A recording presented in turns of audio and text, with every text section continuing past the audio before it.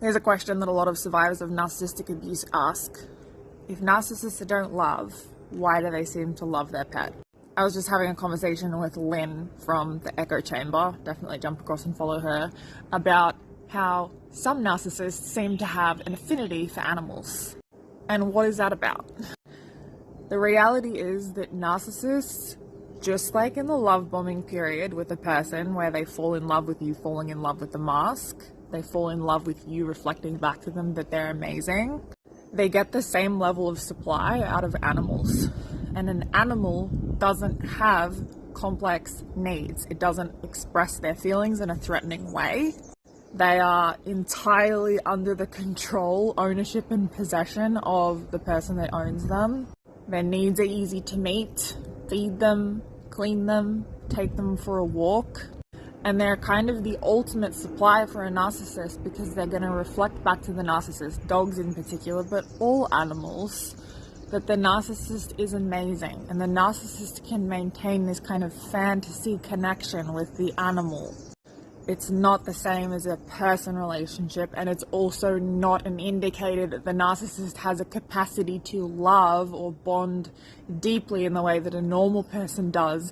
The relationship they have with their animal is not as threatening, but it's also still about them and their fantasy view of themselves. And while we're at it, a lot of people think that animals have this, let's kill two birds with one stone. A lot of people think that animals have this ability to tell the character of people. This is a fantasy that is kind of perpetuated through our culture, and it's confusing because it's a belief that is widely held, and it can be really confusing for survivors of abuse because they're like, and sometimes the animal hates your narcissistic abuser or your psychopath, right? But sometimes they love them. And sometimes the narcissist's pets love them. And sometimes animals respond really well to the narcissist or the psychopath. And the reality is, there's this romanticized idea, but animals can't tell good character or bad character. Animals respond to calm, assertive energy, which psychopaths are really good at. And I have personally had relationships with narcissists and psychopaths who are horrifically cruel and fucking deranged, but animals responded well to them.